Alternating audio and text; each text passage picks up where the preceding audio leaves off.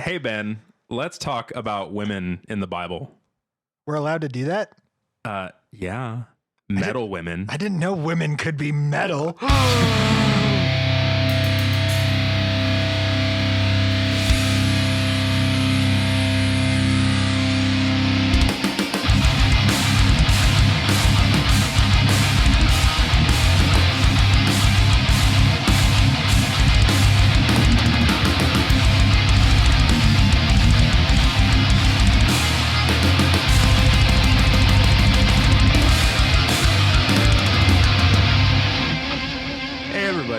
Hi. Welcome to The Bible is Metal.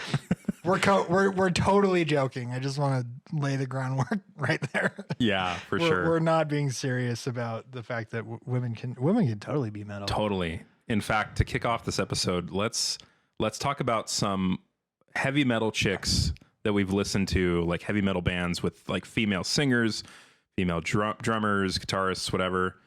Like who do you? Okay, what comes to mind when you think of the first one that comes out? Because I really want to shout out some women in metal because look at you go breaking down barriers. Jen from Skillet is the drummer. Yeah. That was the first like for real. Well, and his wife was so it was kind of Skillet's half and half. So yeah. Which is great because usually it's like a bunch of hairy dudes and then like one hot girl. Right. Which is kind of creepy, but you know what? Whatever. But yeah, Skillet's half and half. So the drummer and the guitarist or drummer and the keyboardist, and she also plays guitar. Yeah. It's Lori, I think is her name. I don't remember the names. It's the lead singer's wife plays guitar, and then they had a girl named Jen who played drums, and I don't think she plays drums there anymore. I don't know. That was back in the Comatose days. Yeah. Back when they were actually metal. Because I'm totally gonna gatekeep Skillet right now. Because now they've come down like the Papa Roach butt rock route. Oh my gosh. Have you ever heard that phrase? No, it's like radio stations that play nothing but rock. So now it's just butt rock. Like Papa Butt Roach rock. and I Prevail. Oh my gosh. And 3 Days Grace. And yeah. Oh my goodness. That doesn't mean I don't like it. It's just that's what it is. But it's butt rock. Any others come to mind?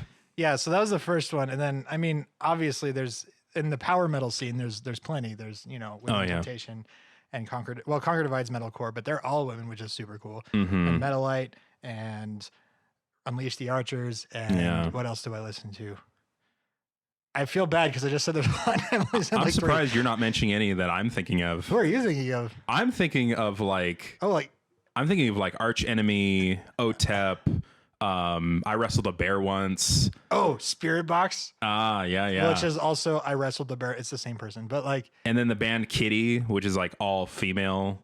I don't think. And then Joan Jett and the Rockettes. Anyone? I don't know that one. No. Don't know. Barracuda. Oh no, that's hard. That's not. That's hard. Jett. Yeah. Ooh, I just did a bad thing. Yeah, so so good. Yeah, that one's great. That song rocks so hard. That's a great song. But yeah, like I'm thinking of OTEP and Arch Enemy and a lot of those. Arch Enemy is awesome. Lacuna Coil is like they're like an Italian metal band. Yeah, Lacuna Coil's good. Or let's see, Flesh God Apocalypse.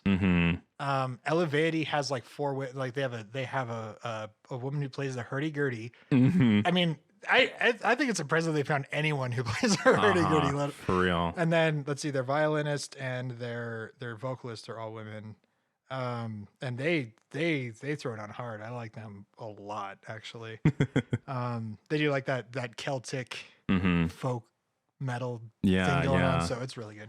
And there's like another band that is kind of gained in the epic female singer scene, and I forget their name all the time, but there was like a reaction video on YouTube about them. Oh, Ginger, yeah. Yes. Holy cow. Like the super, Ginger. Chill song, and they're like in this really like nice wooden studio, and then all of a sudden she's like a total man, and I love it. It was just I watched like one of those reaction videos where it was like an opera trainer. I've watched and too many she of has them. like this really, really incredible clean voice. Like she's very controlled. Like she's very on pitch. Her vibrato is really good. Because that's the one thing I don't like about like the like Nightwish, I think is a good one. Okay. Where it's like the super operatic voice, like, oh, I can't even do it. I need my little brother to do it. Yeah. But like that's distracting to me because it's like this really like this clean, high, soaring vocal over like this. Like there's such a, what's the word I'm looking for? I'm contrast. Yeah. I can't really get on board with it. But like, but yeah, Ginger, like they do like this really soft. She has like this really, really awesome voice. On like a cool polyrhythm beat. And I know. Whatnot. And then they drop into like this like chuggy thing, and then she just goes like really intense, like stuff that would put most metalcore vocalists to shame. Like it was incredible. And then the vocalist just like her jaw just dropped. Yeah. She had no idea. It's like the normal response. Everyone was like, I was not expecting that. Yeah, no, it's there. She's an absolutely fantastic vocalist. Evanescence, Flyleaf. Yeah. Like, right. Like those are some classic ones like from back when I was in high school. Yeah. Did you ever, I mean, this isn't like, This is more in the rock, like Christian rock, but do you remember Super Chick? Oh yeah. Yeah. Oh yeah. Like every Christian boy and girl that went to youth group back in our day knew who Super Chick was. Oh yeah. Well, I mean, like in that, it's like Super Chick, Barlow Girl. I don't know. Barlow Girl. I love Barlow Girl. Yeah. I actually saw them live a couple of times. They're really good. Nice. And then let's see, Icon for Hire. Probably a lot of like non-Christian metalheads are like, who are you talking about? Yeah. Well, Icon for Hire is actually pretty popular still. Oh yeah. So like they have, I mean, I would put them on like an August Burns Red level. I didn't know that. Sweet. They have hundreds of thousands of listeners on Spotify. I had no idea. Yeah, but there's a lot. And I think they deserve a shout out because usually metal is full of a bunch of hairy dudes. Bunch of hairy, ugly looking dudes. Yeah. The hosts notwithstanding. Yeah. We're both married and I'm not sure how, but you know what? That's okay. Yeah. When I think of gross hairy dudes in metal bands, I usually think of the band Strapping Young Lad. Like the singer just looks like this. He looks like one of those guys. Nasty. Yeah. No disrespect to the man, but he looks like one of those guys that would just be locked in a tower with like the most ancient of books, wearing a cloak, and you come up to him and you're like, I seek, riches or something. Like he'd be a wizard in a tower. Well, like any of those folk metal bands I was talking about, all of them look like druids. Like greasy old druids. Yeah. Yeah. Well, I mean, Devin Townsend, I don't know. That's his name. Like he actually like shaved his head. He looks like an egg. Oh now. Boy. Yeah. Which is weird, but he writes like the super cerebral orchestral. It's cool. I like it. It's not really my cup of tea, but I think it's good. Yeah. But anyway, we're not talking about gross and hairy. We're not talking about gross hairy dudes. We're not talking about chicks. Gross hairy. We're talking about metal chicks. Yeah. And so today, in honor of metal chicks everywhere, we are actually going to be talking about some metal chicks in the Bible today. Oh yes. Yeah, because we are still in the midst of the book of Judges, and wouldn't you know it, Judges would be the book that gives us metal chicks. Oh yeah. And I mean, and let's be frank, there are a lot of great metal chicks in the Bible, but we're going to highlight two particular names today. Their names are Deborah and Jael. I think that's how I pronounce it. Let's go with it. All right, cool. I don't know Hebrew. I've said Jael, but I feel like Jael sounds better. So we're going to go with Jael. Okay. Sounds great. Yeah. Okay. So the first one, we're going to be reading out of Judges 4 and 5 today. Shaw. So, Levi, do you want to read Judges 4? Sure. So for us today? I have with me, I don't have my ESV today.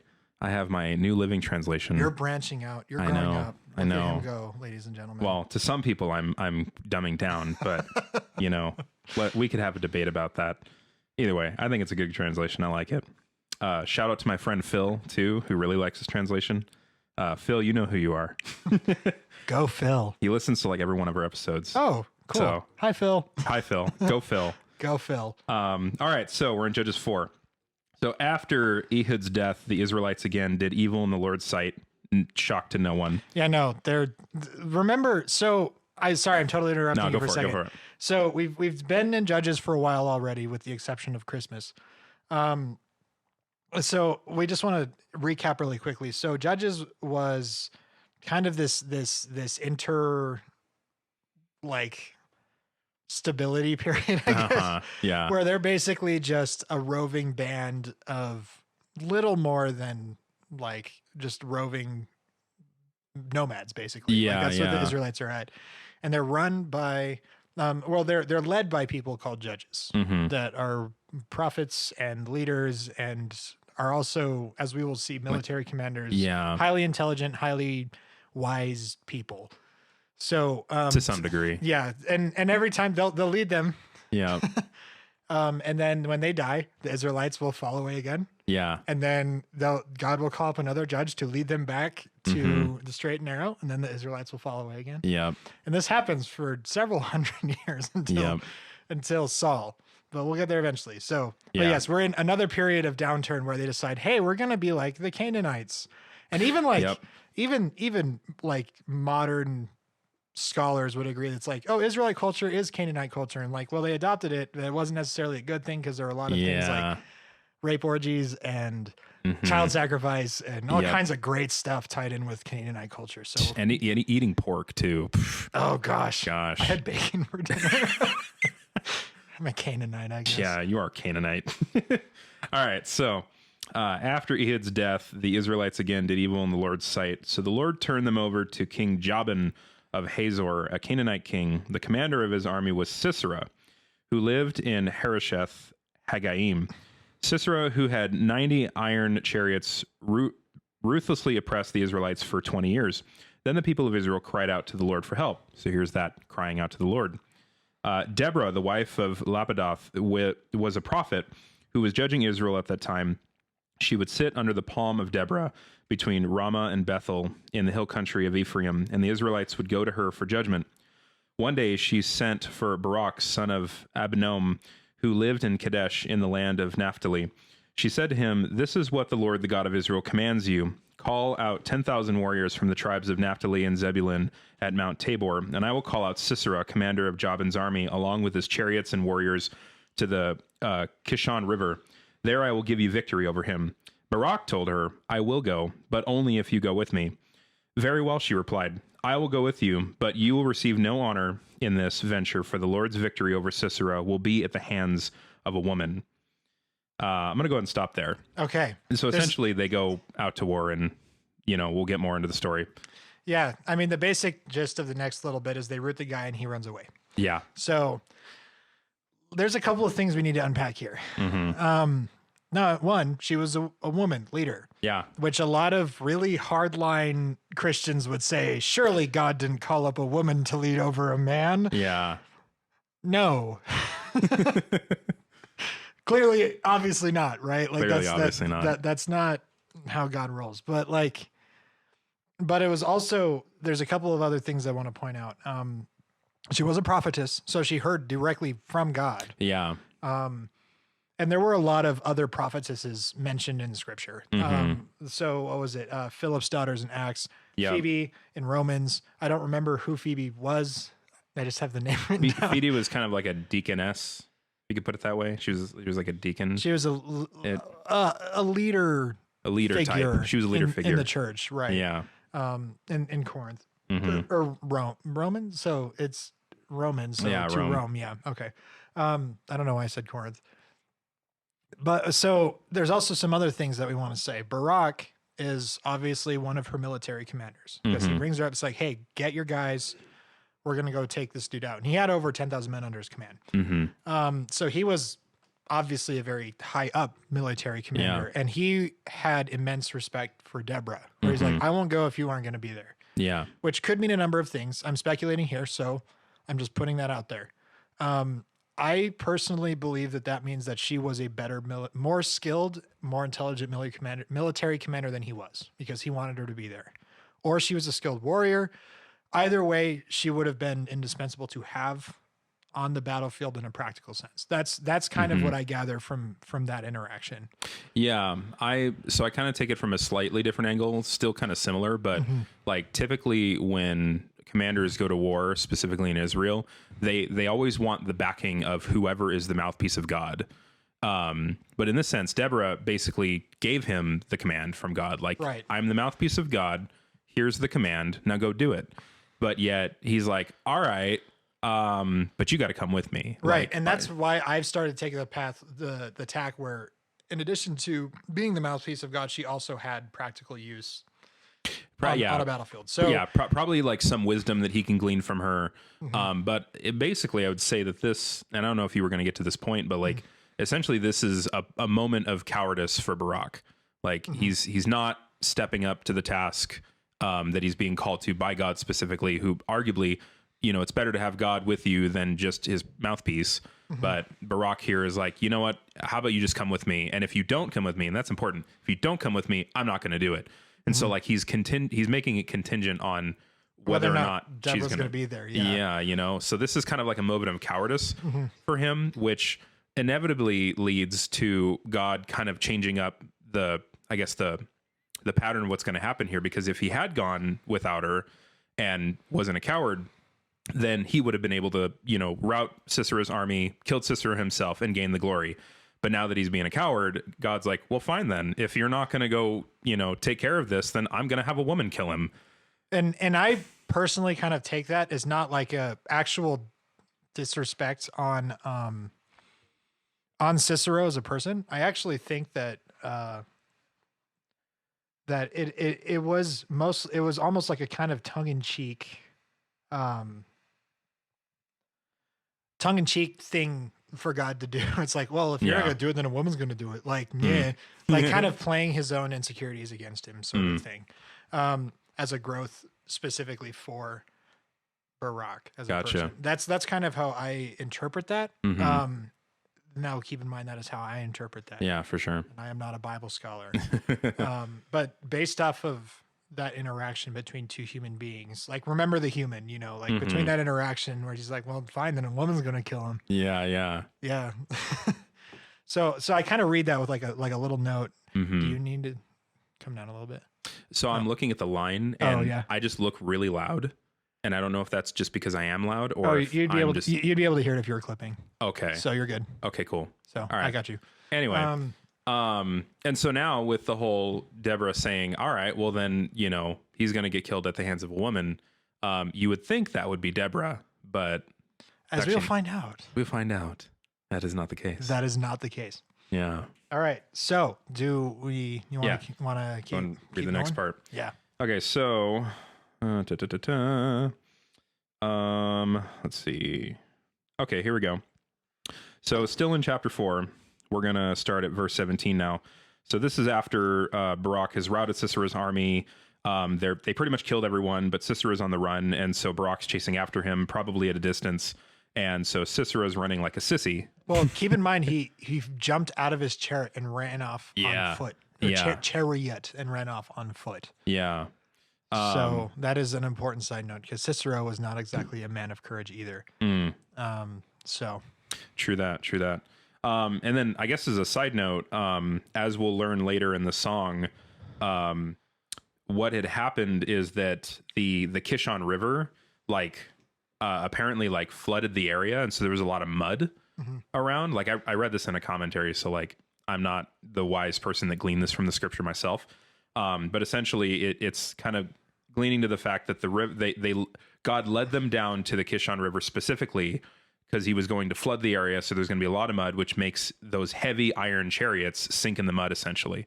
And so I'll point out the verse later, okay. but essentially fascinating. the horses can't pull it anymore. The chariots are sinking. And so the men essentially are forced to fight on foot, which at that point, Barak's got the upper hand. Right. Because the Israelites at this point had been a roving band of nomads for a really long time. And a lot of them had prior battle experience because God had been, what's the word I should use? Allowing them to grow as a nation by having them conquer a bunch of other Canaanite nations. So all of them had battle experience. They were all skilled fighters. Yep. So anyway, continue. Yeah. So with that context in mind, here is Sisera the sissy, running away from battle. So in verse 17, meanwhile, Sisera ran to the tent of Jael, the wife of Heber the Kenite, because Heber's family was on friendly terms with King Jabin of Hazor. So he's essentially running to an ally.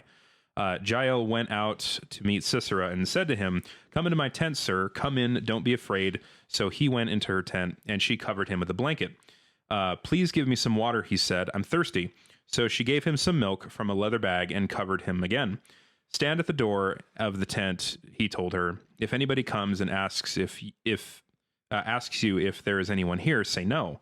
But when Sisera fell asleep from exhaustion, Jael quietly crept up to him with a hammer and a tent peg in her hand. Then she drove the tent peg through his temple into the ground, and so he died. And when Barak came looking for Sisera, Jael went out to meet him. She said, "Come, and I will show you the man you were looking for." So he followed her into the tent and found Sisera lying there dead with a tent peg through his temple. Yeah. She had to tie him down somehow so he didn't get away. Yeah. And what better way to do that than to secure him with a tent peg in the ground? Yeah. So. Gosh, could you imagine that scene? Just like, hey, look, is this the guy you're looking for? And he's just like dead just nailed to the ground. Yeah.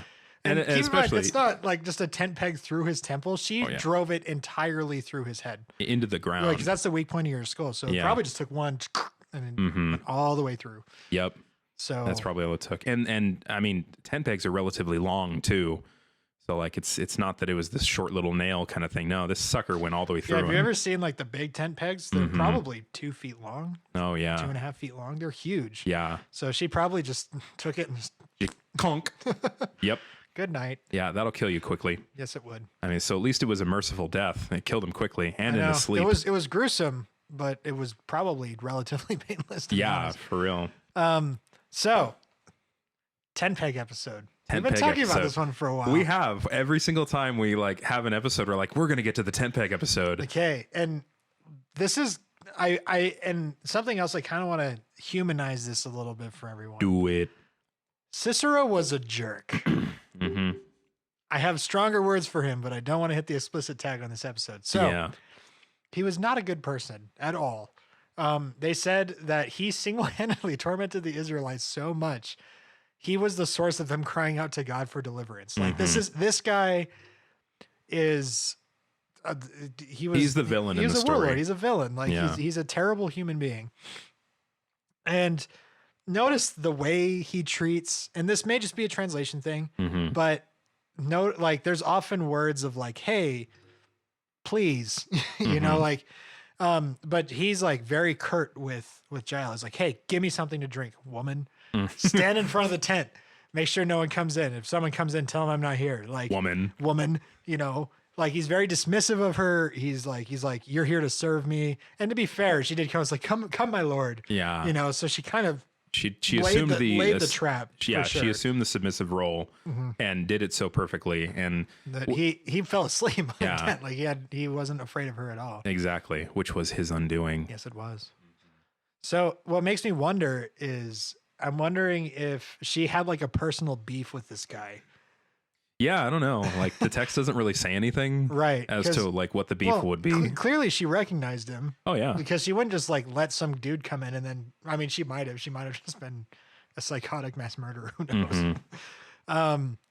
But no one. But like we find out later that like Deborah like is like, oh hey, nice job. So like there must have been some previous.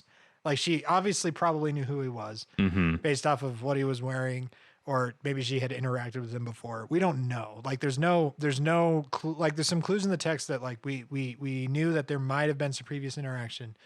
She and Jael was like celebrated by Deborah later, so like there was kind of at least some camaraderie with her and the Israelites. Yeah, we don't really know what caused that or where that came from, but we do know. She probably knew who he was, so she looked at him and said, "Hey, this is the guy you're looking for." You know, I kept him from running, tried to make sure he wouldn't get away. Right. Yeah, and it almost makes me wonder in those interactions with Jael, and again, this is all pure speculation, but I wonder if Deborah would like went up to Jael and was like, "The Lord has told me that we are going to overthrow essentially your pal, the guy that you're allies with. Will you join us or not?" kind of a thing. And again, this is all like, you know, back when, you know, there was the conversation with Barak and Deborah, like, you know, if Barak wasn't a coward and he just kind of went on and did as the Lord commanded, then he would have gotten the glory. So like in one timeline, if you could put it that way, Barak would have been the one to kill him and everything would have been fine. And so it almost makes me think like, was there a pre-conversation? Like, was this planned? Like, I have no idea. And so we have no clue what led Jael to just decide, I'm going to murder my ally today. Yeah. Because unfortunately, that is the one bummer about the story, because often we kind of get a little more context of what's going on. In this particular case, we don't. Yeah. Because all of these people are relative unknowns up to this point. Because like what was the other story? Not Abimelech. What was that dude's name? The first Judges story we did. Oh, basically Game of Thrones. I'm trying to remember. Oh, gosh. Gideon's son. What is his name? I can't remember. It's not Abimelech. Is it not? No. Is it not Abimelech? Is it Abimelech? The A name. That's Gideon's son. I don't remember. Something. I'm not calling off the top of my head, but I know who you're talking about. I'm not going to make a claim and pretend I remember what it is. So like we talked about that one. It's like, okay, this was directly after Gideon. Like that family was still in the picture. There was a lot of description. So he kind of set the scene, as it were. Yeah. Here we can't. Yeah. To some degree. Like we have this like gruesome story. This dude nailed this dude, or this lady nailed this dude to the ground with a peg. Yeah. Through his skull. But we aren't really sure why she did it.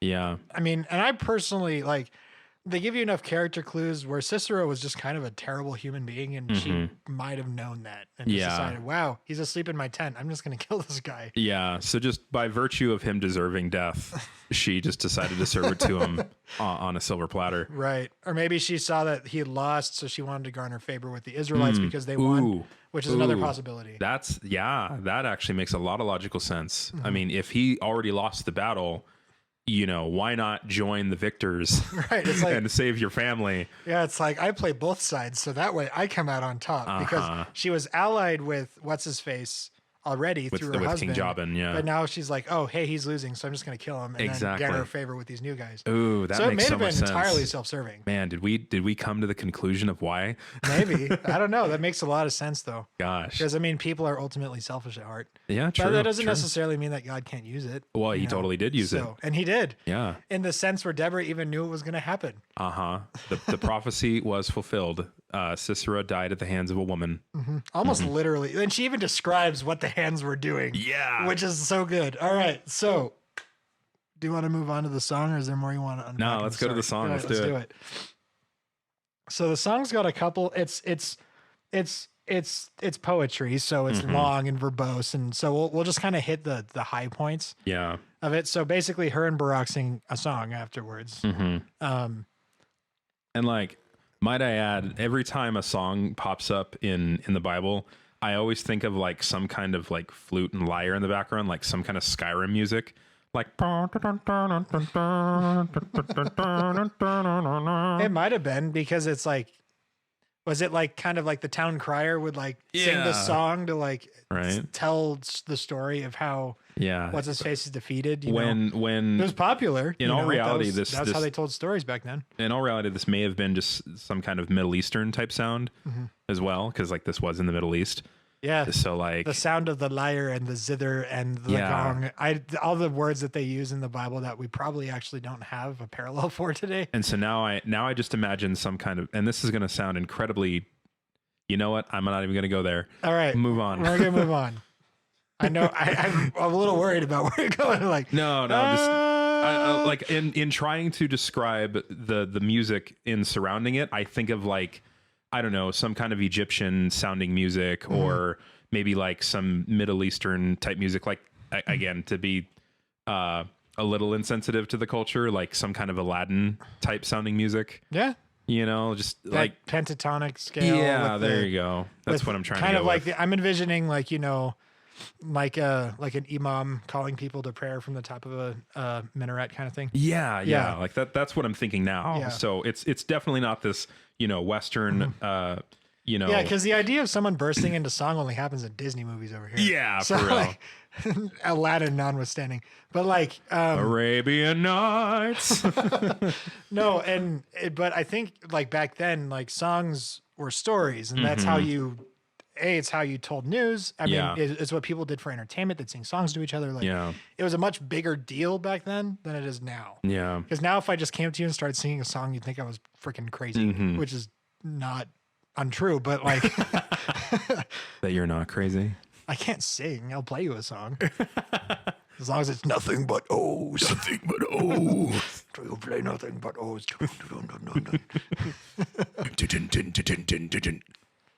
Anyway. So it's all good. all good. Okay. So you wanted to get into parts of the song? Yeah. So we have a couple of things that I want to mention about the song. The only one that really stuck out to me is right near the end. And I thought this was I'm just going to mention it because I think it was funny. I don't think it actually has a whole lot of like theological weight. Mm-hmm. Like the nice thing about the song is it does give us a little bit of context, like the muddy river plain and stuff like that. It explains why he ran off on foot instead of on his chariot, which obviously would have been much faster. But the final stanza of the song, she's basically going, it's like, oh, Sisera's mom's going to be sitting in the castle going like, oh, what happened to Sisera? And they're like, oh, he's clearly getting concubines and plunder. Yeah. He's fine. For real. And it's like, no. She's like laughing and celebrating like, oh, his mom's going to miss him. Yeah. Like that really sucks. Man, like, that's so kind of totally mocking Sisera's mom. I know. We just murdered your son. LOL. LMAO. It's like it's like your son's not coming home. That's like the entire tone of that last stanza of the song. Oh my goodness, you're right. So if you want to read the song itself, it's in Judges 5. It's really dry because poetry and translated in other languages just is not fun to read. And speaking of translation, like I did look at that spot in like a bunch of different translations, and the NET, the New English translation, was particularly helpful in this regard, mostly because it comes with translator's notes, more extensive than others. But essentially, so in verse 30 in the NLT, it says, they must be dividing the captured plunder with a woman or two for every man. And the NET will render that last part, the with a woman or two for every man, as a girl or two for each man to rape. And it went into discussion about how the literal rendering of this is actually with a womb or two for every man. And so it's more of like a crude way of saying like a couple of women for them to plunder and rape. Yeah, it's like basically... Which coming from Deborah is interesting. Like it's an interesting comparison because she's this very powerful, wise, respected woman. And then she's like, oh, well, then his mother's talking about, oh, like, what about like, that this is going to sound really gross, but it's like that hot poo-tang that my son's getting right now. It's like, that's just gross. Isn't that gross? Yeah. Yeah. It's like when you're talking about that and she's just like totally on board with it. It's like, oh, clearly he's just getting getting himself some concubines. I know. Go son. He's out ruining people's lives. Go boy. That's my boy. Yeah, that's my boy. So it's interesting how you have the three different women in there. You have the victim that is getting like captured by Sisera to be used as his sex doll. Cicero. We're not in Skyrim. Sorry, not Cicero, Sisera. And then you have his mom who's like just weirdly on board with it. And then you have Deborah who's like this like smart, intelligent, powerful woman, It's kind of this interesting note where like she's doing it in like a very mocking way where it's like it's like shame on you for raising your son to be like that or something like that. I think that's interesting. So. Yeah, for sure. I might be totally reading into it way too much. No, dude, I'm on board with you, man. That makes a lot of sense. And honestly, like with it being a song like this, it's like you got to see the humor and I guess the mockery in this. That Deborah is totally mocking his evil mother. That your boy, your mom, your boy is not coming home. We done killed him. Yeah, we drove a tent. It's like with one hand she had a peg and the other hand she had a hammer. She drove it through his skull. Like it's very descriptive. Well, let me read it. In verse 26, it says, then with her left hand, she reached with the tent peg, and with her right hand for the workman's hammer, she struck Sisera with the hammer, crushing his head. With a shattering blow, she pierced his temple. He sank, he fell, he lay still at her feet, and where he sank, there he died. Like it's such a song, and I love it. Oh man! See, this is why we had to bring up like metal music in the beginning. Oh yeah, no, because it's like this is very clearly like a dramatic retelling of like this is what's going to happen, and it's going to be a song that's probably going to be repeated throughout the Israelite society. Yeah. And so I could picture Deborah like totally pulling a Ginger and just going like, that was it, what the Ted Pig. And there he died.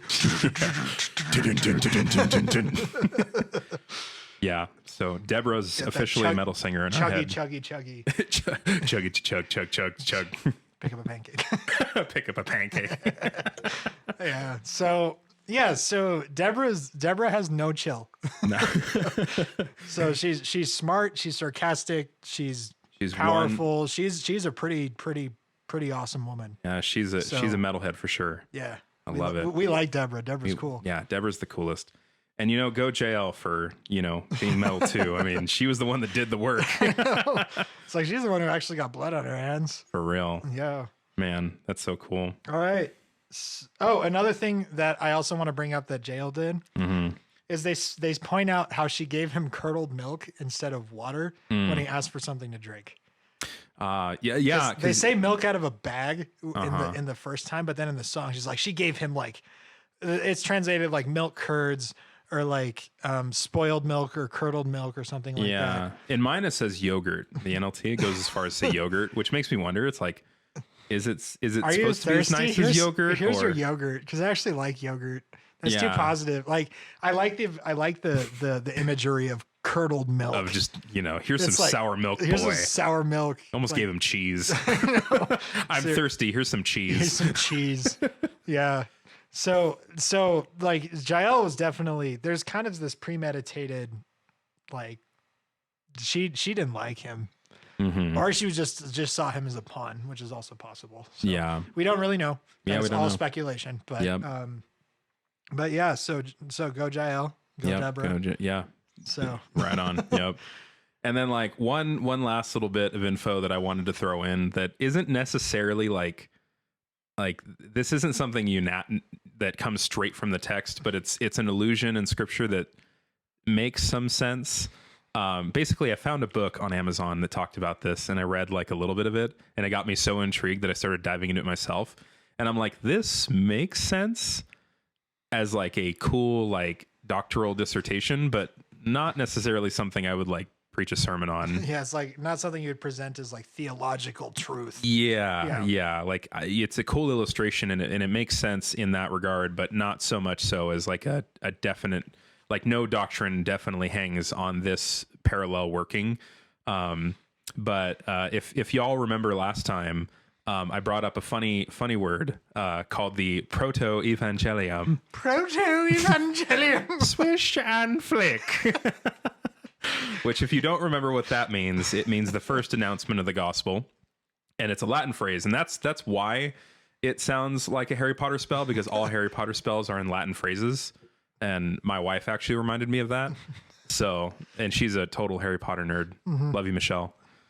But yeah, so essentially the point I'm trying to draw here is that if you remember back in the proto-evangelium, it was essentially where in Genesis, when Eve sinned and God was cursing the serpent, in that story, it was basically telling her like the seed of the woman is going to crush your head and you are going to strike his heel. And that right there was like the imagery of of how Jesus one day was essentially going to triumph over the seed of the serpent, which Jesus being the seed of the woman, and so on, or offspring, however you want to say it.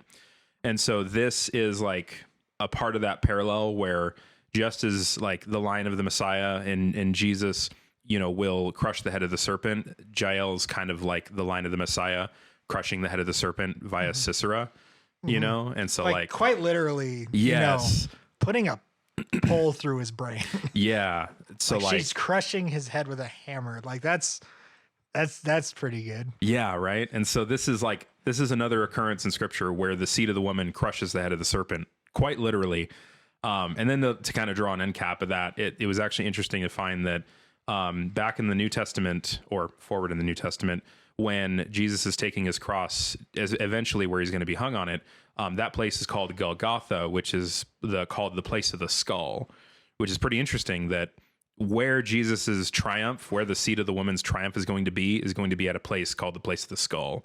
So just in another, fun sense, Jesus triumphed over the seed of the serpent by being crucified on a hill called Yeah, it's like crushing the skull once and for all. Yeah. Right. That it's a super cool illustration. So it's like a cool illustration, illusion, whatever you want to call it. Like, and I think it fits and makes sense, but man, am I going to put it in a theological, biblical theology book? Probably not, but Yeah, it'll be a little footnote. I highlighted it in my Bible, but that's probably about it. Yeah, no, it's fascinating to see those little hints of the ultimate, like the Jesus story, like speckled throughout the whole Bible.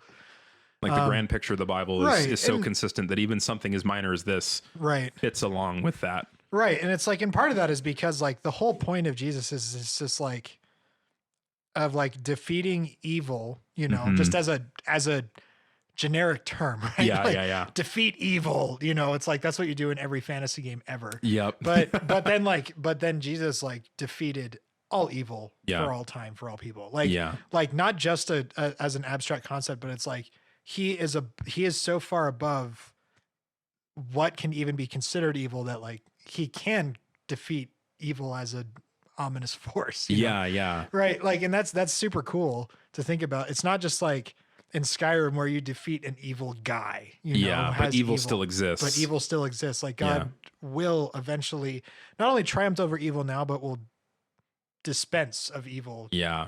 Permanently. At some point, And that's good to know. It's good to remember, especially when you're in a world where people do evil things still, Yep. So just because God came and conquered our own death doesn't necessarily mean that that people aren't still going to do bad things. I guess. So something to keep in mind, because I know that's always like a big question people have is like, oh, then why do bad things still happen, to good people? And it's like, because sin. Yep. And sin breaks everything it touches. Yeah. So, but yeah.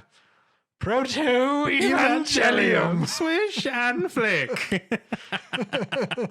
I love it. I feel like I need to have like a sound effect where I can like do fake Hermione's voice. Proto-evangelium. It's Leviosa. It's Leviosa. Not Leviosa. My wife is going to be so proud of us. Oh, that's fantastic. Awesome. So, you have anything else to add? Or no, I think that works. Yeah. Awesome. All right. Hey, well, thanks for tuning in. Mm-hmm. I love how we still say that, even though people don't really tune in in anymore. I haven't listened to the radio for months. Yeah. Anyway. Yeah. Well, thanks for listening. Yep. Clicking a button on your smartphone or computer. Yeah. We appreciate all of the support you guys give us. It's great. We're happy to keep doing this as long as we can. So anyway, well, thanks for listening. We really appreciate it. If you have any comments, as always, go ahead and go onto the Facebooks and shoot us a message, or on Instagram.